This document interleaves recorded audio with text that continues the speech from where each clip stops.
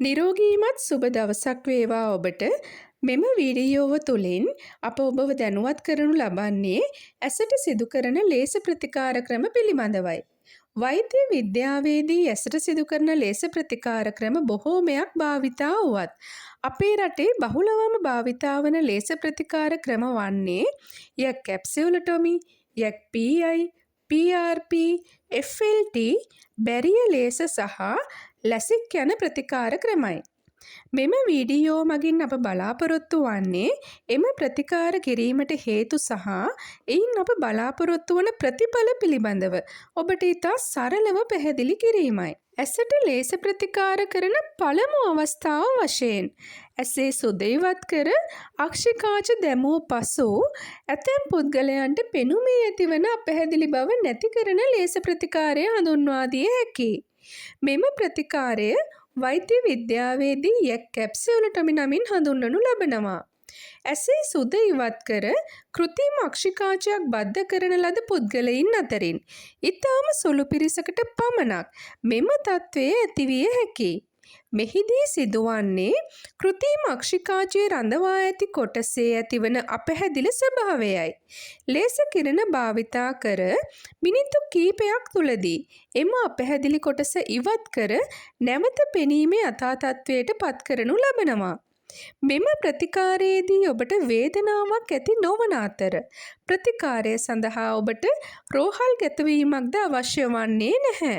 දෙවන ලේස ප්‍රතිකාර ක්‍රමය ලෙසට දියවැඩියා රෝගීන්ගේ ඇස් දියවැඩියාව නිසා හානිවීම වැළැක්වීමට සිදු කරන PRP ලේස ක්‍රමය හෙවත් පෑන් රෙටිනල් පොටෝකොඇගුලේෂන් හඳුන්වා දිය හැකියි. දියවැඩියාව දීර්ඝකාලීනව පැවතීම නිසා ඇස පිටුපස කොටසේ ඇති දෘෂ්ටිවිතානයට හානි සිදුවේ. මේ නිසා දෘෂ්ටිවිතානයේ ඇති අසාමාන්‍ය රුධිර ගැලීම් වලට හේතු වන සියුම් රුධිර වාහිනී ලේස කිරණ මගින් සීල් කර එම රුධිර වාහිනී වලින් තවදුරටත් රුධිරය ගැලීම පාලනය කරයි. මේ මගින් ඇස තුල සිදුවන රුධිර ගැලීම් නිසා පෙනීම මුළුමනින්ම නැතිවීමේ අවදානම අඩු කරයි. එසේම මෙම ප්‍රතිකාරය නිසා පෙනුමේ වර්ධනයක් ඇති නොවන අතර තව දුරටත් ඇසට හානිවීම වළක්වා ගනිමින් දැනට පවතින පෙනුම ආරක්ෂා කර ගැනීමට උදව් වේ. තුන්වන ලේස ප්‍රතිකාර ක්‍රමය ලෙසට FLT හෙවත් ෆෝකල් ලේස තෙරපි හඳුන්වා දිය හැකියි. අපගේ ඇසේ පෙනුම ලබා දෙන ප්‍රධානතම කොටස මැකියුලා හෙවත් කහලපේ ලෙසට හඳුන්වයි.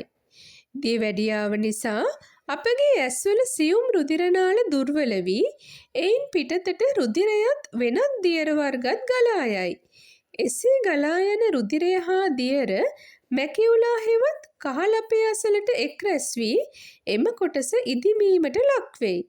මේ නිසා බොඳ වී හෝ ඇද වී පෙනේ.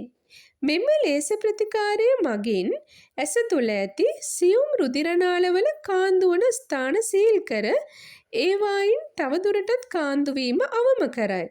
එමගින් මැකියුලා හෙවත් කහලපේ ඉදිමුණු ස්වභාවය අවම කිරීමටත් දියවැඩියාව නිසා තවදුරටත් ඇසට හානි වී රෝගියා අන්ධභාවයට පත්වීම වළක්වා ගැනීමටත් හැකියාව ලැබෙයි.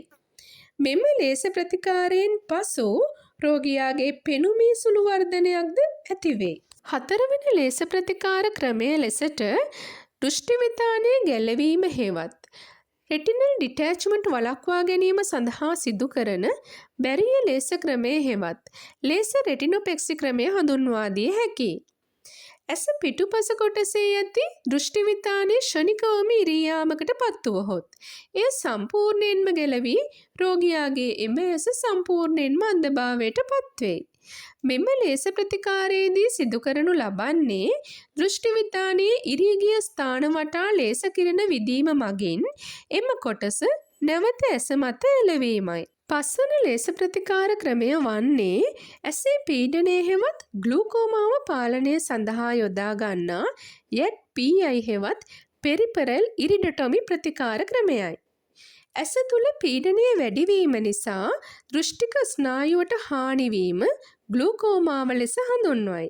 මෙම ප්‍රතිකාර ක්‍රමයේදී සිදුවන්නේ ඇස තුළ ඇති අක්ෂි පීඩනය වැඩිවීමට හේතුවන වැඩිපුර තරලය ගලා යාම පහසු කිරීම සඳහා ඉතා කුඩා සිදුරක් නිර්මාණය කිරීමයි. එවිට තරලය ගලා යාම පහසු වී අක්ෂි පීඩනය අඩු වී දෘෂ්ටික ස්නායුව ආරක්ෂා වෙයි. මෙය ග්ලූකෝමා තත්ත්වය පාලනය සඳහා සිදු කරන ඉතා හොඳ ප්‍රතිකාර ක්‍රමයකි. 6 වන ලේස ප්‍රතිකාර ක්‍රමය ලෙසට පෙනීමේ දුර්වලතා මගහරවා ගැනීමට සිදු කරන ලේස ප්‍රතිකාර ක්‍රමය හඳුන්වා දිය හැකියි. මෙම ක්‍රම අතරින් ලංකාවේ බහුල වශයෙන්ම භාවිතා වන්නේ ලැසික් නම් ක්‍රමයයි. මෙහිදී කණ්ණාඩි හෝ කන්ටැක්ට් ලෙන්ස් භාවිතයෙන් තොරව පැහැදිලි පෙනීම ලබා ගැනීම සඳහා මෙම ක්‍රමය භාවිතා කරනු ලබයි. මෙහිදී ලේස කිරණ භාවිතා කර කළු ඉංගිරියාවේ හැඩය වෙනස් කරයි. ළඟ පෙනීමේ දුර්වලතා, දුර පෙනීමේ දුර්වලතා සහ ඇද වී පෙනීමේ ස්වභාවය නිවැරදි කිරීම සඳහා මෙම ක්‍රමය භාවිතා කරනු ලබයි. ඇසට සිදු කරන මෙම ලේස ප්‍රතිකාර සඳහා ඇස කැපීමක් හෝ මැහුම් දැමීමක් සිදු නොකරයි. ඔබට ශල්‍ය කර්මයකදී මෙන් ප්‍රතිකාරයට පසු ආසාදන ඇතිවීමේ අවදානමක්ද නැති අතර ශල්‍ය කර්මයකට පසු මෙන් විශේෂයෙන් ප්‍රවේශම් වීමටද අවශ්‍ය වන්නේ නැහැ. මෙම ප්‍රතිකාරය සඳහා ගතවන කාලය ඉතා කෙටි වුවත් දීර්ඝකාලීන ඉතා හොඳ ප්‍රතිඵල ලබාගත හැකියි. ලේස ප්‍රතිකාරය සඳහා සාමාන්‍යයෙන් රෝහල්ගත වීමක් අවශ්‍ය නොවන අතර ප්‍රතිකාරය අවසන් වූ සැනින්නුවද ඔබට නැවත නිවස කරා යාමට හැකියාව තිබෙනවා. ලේස ප්‍රතිකාරයේ තිබෙන මෙම කාර්යක්ෂම, ඵලදායී හා ආරක්ෂිත බව නිසාම වෛද්‍ය හා ශල්‍ය ප්‍රතිකාරවලට වඩා ලේස ප්‍රතිකාරවලට ඇති නැඹුරුතාවය වැඩි වී තිබෙනවා. ඔබ මේ වන විට මොනයම් හෝ ලේස ප්‍රතිකාරයකට මුහුණ දී ඇතනම් හෝ ඉදිරියේදී මුහුණ දීමට බලාපොරොත්තුවෙන් සිටියනම් එම ලේස ප්‍රතිකාරය පිළිබඳව යම් අවබෝධයක් මෙම වීඩියෝ මගින් ලබා ගන්නට ඇති කියා අප විශ්වාස කරනවා. නැවතත් මෙවැනිම වූ වැදගත් වටිනා සෞඛ්‍ය අධ්‍යාත්මික වීඩියෝවක් රැගෙන එනතුරු නිරෝගීව සතුටින් සිටින්න. බොහෝම ස්තුතියි.